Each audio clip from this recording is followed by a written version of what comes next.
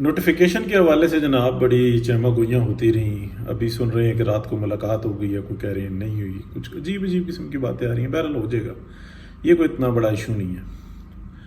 مختلف لوگ مختلف باتیں کر رہے ہیں اور سب کے سب سچے ہیں. جو کام بالکل کلیئر ہونے چاہیے, جب وہ اس طریقے کے مبہم ہوں تو پھر ایسی باتیں ساری سچی ہوتی ہیں, اس کو جو مرضی کہہ لیں.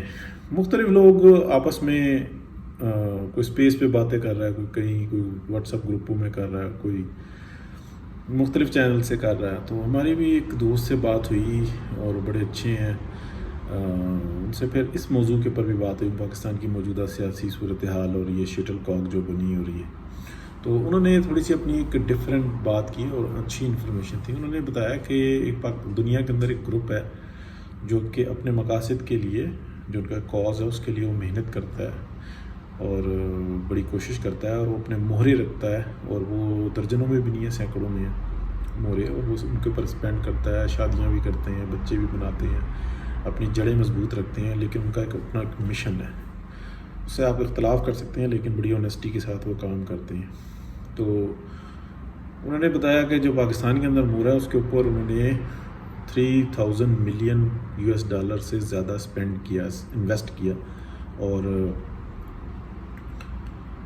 اس کو $3 بلین بھی کہہ سکتے ہیں. تو پھر اس کے بعد انہوں نے بتایا پچھلے 3 سال میں اس کو پوزیشن ملی اور پھر وہ پیسہ ریکور کیا اور کئی گنا زیادہ کیا.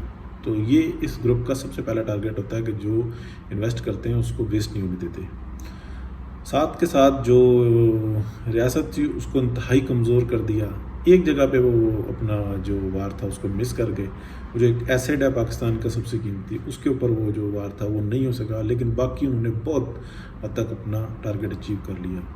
خاص بات انہوں نے یہ بتائی کہ ان تمام مہروں کا جو ہوتا ہے نا, ایک ہی انجام ہوتا ہے, یا ان سے ڈسکنیکٹ ہو جاتے ہیں, وہ مارے جاتے ہیں, یا ان کو غلط راستے پہ بھیج دیتے ہیں, یا ان کو ایسے مشن پہ بھیجتے ہیں جہاں سے ان کی واپسی نہیں ہوتی.